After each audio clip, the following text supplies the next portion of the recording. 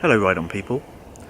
One new bike for this year is Honda's Goldwing. Now Honda don't revise the Goldwing very often, and the new one is a totally different animal compared with the last model. It's effectively still the same CC, although the engine's been retuned and the gearing is different. But essentially the rest of the bike is all new really. The front end is very much like a English Hossack style suspension, or a BMW duo lever if you like, and the whole bike is totally different. You know, it's got Apple CarPlay and reverse gears still present, but on the DCT version, which is also new, 7-speed auto, it's also got a crawler function, so it will crawl forwards as well as backwards. So it's a very interesting bike technologically speaking, and it's a famed reliable and smooth six-cylinder, and I love six-cylinders like the K1600B for instance. So it's a bike I'd really very much like to ride, and I've been waiting for Honda to come back to me to confirm there's a bike for me to ride, but I haven't heard from them, and even just finding one in a dealership is very, very difficult at present. So fortunately, McAllister, who owns a Traxxion suspension company in Woodstock, he has one which I'm going to have a look at this morning and have a chat with him, because he's actually had a couple of bikes, including their own one, which has had a couple of issues with the suspension. Seemingly the tie rods and on the bike he had, I think, were not aligned properly, and also a customer's headstock bearing nut seems to be loose as well, etc. And I wonder whether this is kind of early teething problems and one-off issues, concerns, or whether there's some kind of genuine concern that may require a recall. And in addition to that, obviously they are suspension specialists, so it'd be interesting to hear from him in terms of what he thinks can be improved on the current Honda Goldwing. And we all know that factory production suspension is always a compromise of some kind, and it can always be bettered. So it's kind of interesting to hear what his view is in terms of whether there's sufficient static sag in the front suspension, for instance, or whether he has different ideas in terms of electronic suspension setup, etc. So anyway, take a ride down there, have a look at the bikes, take some photos, and maybe speak with Max and let you know how to get on. Stay tuned. Now, anyone interested in the all-new 2018 Honda Goldwing is probably familiar with Max McAllister of Traxxion Dynamics, the motorcycle suspension specialist. Max is a successful ex-racer, winning arena cross and road racing championships, and he's also been running his own engineering company for some 20 years now. I recently decided to drop by his operation to check out the new Goldwing, perhaps grab a moment or two with the main man himself. Unfortunately, my schedule has been slammed and I didn't ring ahead to arrange an interview with Max. I just had a small window and dropped by, just generally hoping for the best. I turned up unannounced, just wanting to view the Goldwing, and I hoped to kind of have a bounce up and down on it and a general look round it.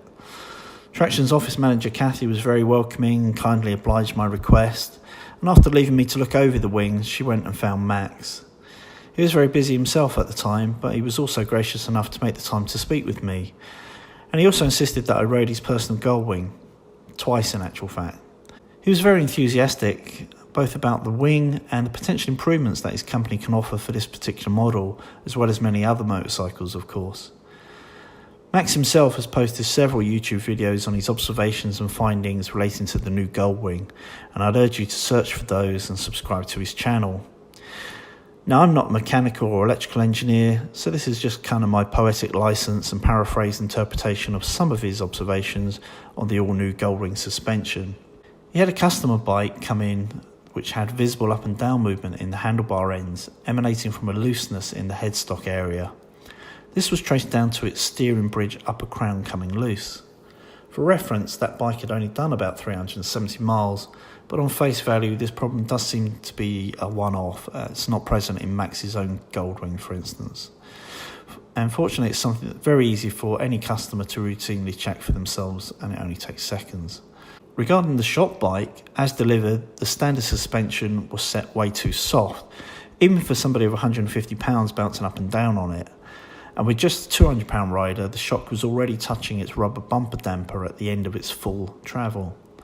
Now, wing owners typically tend to weigh between 200 to 300 pounds, sometimes even more, particularly in America, so that's definitely concerning.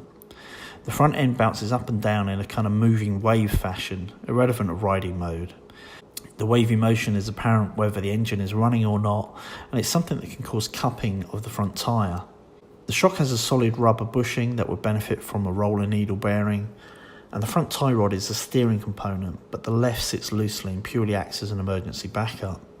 Despite the soft shocks, the actual design is inherently strong from a general engineering and safety perspective. There are, of course, some major benefits in separating the steering and suspension forces, particularly in terms of ride quality.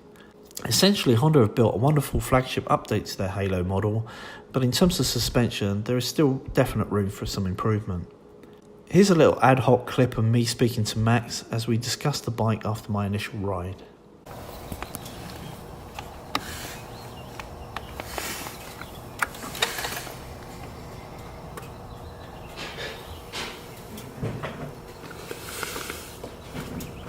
How you doing? Hey, Max. Joystick it or whatever you want. So you touch home, it brings you to this menu.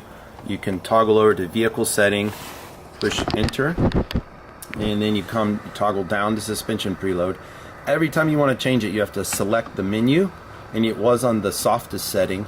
So we'll go up. This one is actually quite noticeable to one person with luggage. I think you've heard my commentary that this makes no sense to me at all, because what does one person mean? I mean, that's good news, because the suspension already felt pretty firm, or pretty spot on.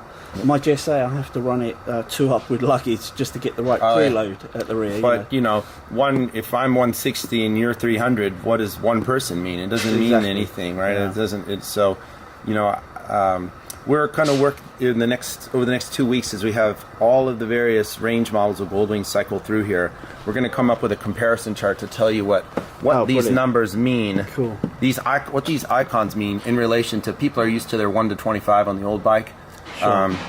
So we'll have some stuff based on that. Now, I've been following all your videos, even like late last night when you got Paul from Maryland with the headstock bolt and stuff. Yep. So I noticed this has no play in it whatsoever and stuff. So just in my mind, then, so this is your bike. This is the first one to come through. This is the one you noticed had insufficient compression or insufficient travel. It was running out of suspension travel on the front. Yeah, all of them are like that. All of them are like all that. Of them are okay, like that. cool. It just sits. But Paul's headstock bolt is probably just a one-off. It has a very long bumper in it, an unusually long bumper. Yeah, it's 60% of the stroke of the shock. So they are using the bumper as a secondary spring, like to try and make a progressively wound spring. Cool. So there is a typical mechanical steel spring, but they have a super tall bumper. It's just unusual to see that type of bumper on a motorcycle, but secondarily the bike. So what did I think of the bike? Unfortunately, I've not been able to find a standard Goldwing or DCT model to compare with the Traxxion suspended manual touring model. But what I can say is I am familiar with setting up static sag, preload, compression and rebound damping settings in order to gain a compliant on-road ride or a firm track day control. And I would say that the Traxxion suspension is pretty spot on for myself and my manly 6'2" and just under 250 pounds, or a typical Goldwing owner build, I would say. The front end was pretty faultless under all conditions, from feet up U-turns to fast sweepers on rippled surfaces, and when testing the emergency braking. The rear only required a minor tweak to slightly raise preload and increase rebound damping in order to feel equally as good.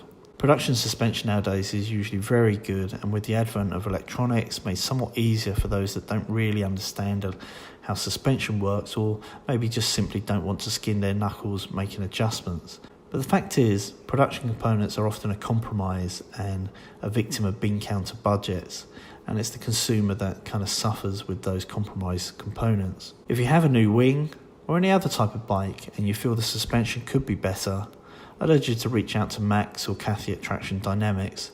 They do seem to be really good people who care about wanting their customers to be happy. So give them a call, I'm sure they can help you.